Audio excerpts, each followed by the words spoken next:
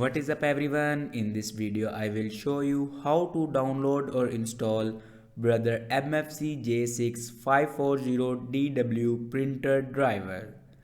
Let's start our video without wasting our time. Follow every step as shown in video.